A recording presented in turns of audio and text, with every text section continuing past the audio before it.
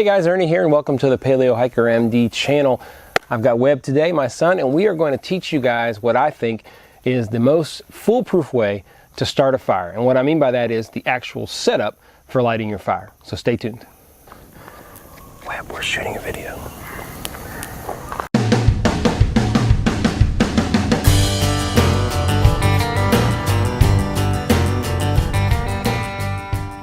So we're going to move along quickly here, guys, and I'm going to show y'all, first and foremost, preparation is the most important thing. Now, Webb and I have spent the morning collecting some of this stuff, about 30 minutes. You want to have different stages of kindling, and what that means is this is the dry, fluffy stuff here. Okay, that's what you're going to use to start your fire itself. This is a little bit of cedar bark and some pine straw. Then you want to move over to the different stages. This is what you call pencil lead, which is kind of the size of pencil lead. Pencil, a little bit bigger, and then this is really moving into fuel, and this is definitely fuel.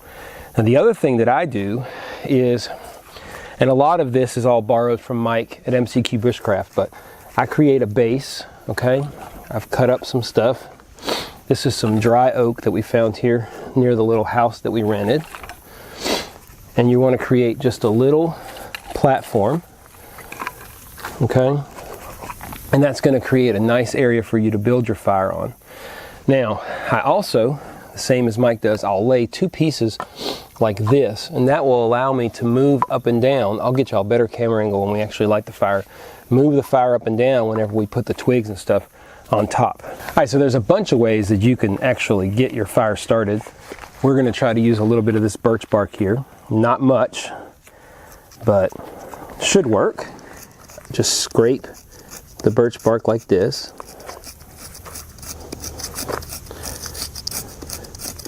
And you get those nice frothy little areas there. Oop, you don't want to lose it. That should be good. Now I'm going to strike this with the ferro rod and move it over, and you guys will see how quickly we can get this going. This is almost a new ferro rod.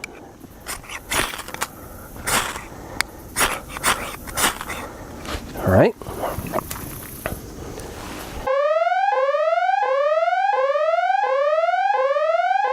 All right, we had a little malfunction there, but get your pine straw, and you see how I can lift this up and it starts to catch move it in a little bit, it starts to catch this. I'm lifting it up off the ground to get oxygen. You don't want to add any wood until the prior stage of wood has caught fire well. Now you can see all that moisture, but we're still getting it because we've got a good fire lay. So just be patient. If you add too much wood too quickly here, before it dries out and starts to really catch, you're going to snuff out your fire. Webb, I think we need to move our camera because we're getting a lot of smoke. Let me move you all over.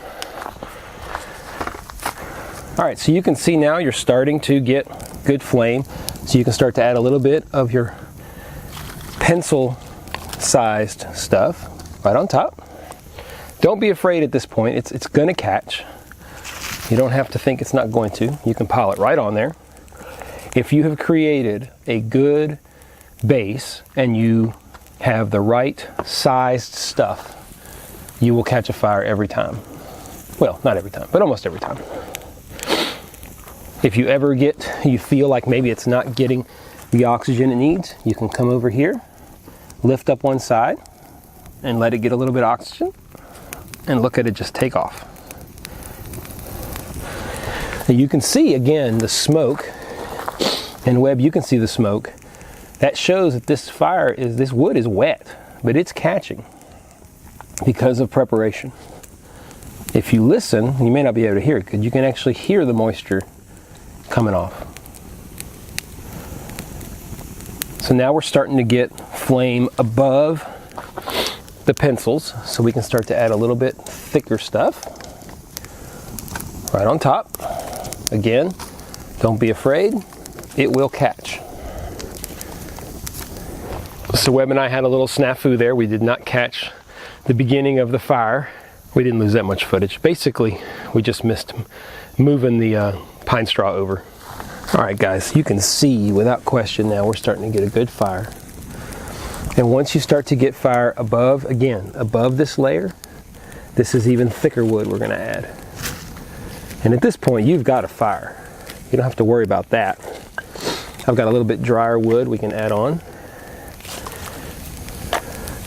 And with that, I would say our fire is established. We can add fuel to it, cook s'mores, which someone might want to do. Yeah, all right. And I think that, you know, pretty easy way to start a fire. All right, what do you think about that? I liked it. That's pretty awesome. It's a little word on fire safety for you guys. When you're in an environment like this, we are completely surrounded by pine straw, and it'll catch real easily. So you just want to make sure that around the edge of the fire, you watch and don't let the fire straw catch, because it will catch. In fact, we have a rake here, and I'm going to go around. In fact, let's do that.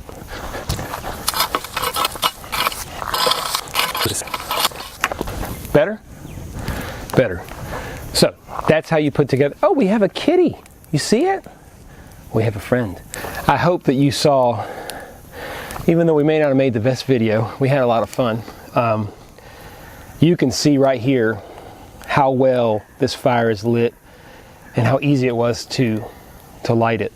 So my biggest tips as far as lighting this thing: prepare, spend time. Webb was out here for 15 minutes chopping up little things, getting our pencil lead, pencil thick, and then moving all the way up. If you do that, it's going to be really important. It's going to work every time. The way that Mike at MCQ Bushcraft puts the base down and then puts the cross, I've done it in other videos, but I thought this would be a great video just to review what I think is the best way to start a fire. Do that, and you can lift it up and get oxygen to it. If you do that and you're careful not to add the next layer of fuel until you're seeing flames up over the top of that prior, you're going to get it every time. You could see that even though a lot of this stuff is fairly wet, we were able to get it going with oxygen and proper preparation. Always as well, remember fire safety. We just cleared this out. I should have done it beforehand, but didn't really think about it. But it didn't take long of seeing all this to realize we need to move all this pine straw away to make it safer, right? Yep. All right. So I hope that this particular video was helpful. I've been talking to Webb this morning about I think everyone should be able to start a fire. Everybody should be able to do it and know the steps. And if you do it right with preparation, if you spend 30 minutes preparing, you'll get a fire going in 5 minutes. If you don't, it may take you 45 minutes to get a fire going, and you get really frustrated, which I've done as well. So prepare. Even with this stuff, Webb was noticing there's foam. There's literally foam and moisture coming out of the wood. It's that wet. We had no problem starting a fire. What you guys saw was basically real time. So I hope this was instructional.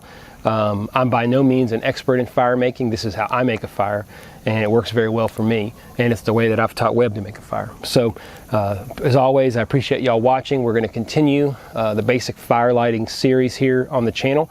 Webb and I were talking earlier about how we've never made a friction fire. So this year, this fall, this winter, we are going to make a friction fire and see if we can make it happen. So thanks for watching, and stay tuned for more videos here on Paleo Hiker MD.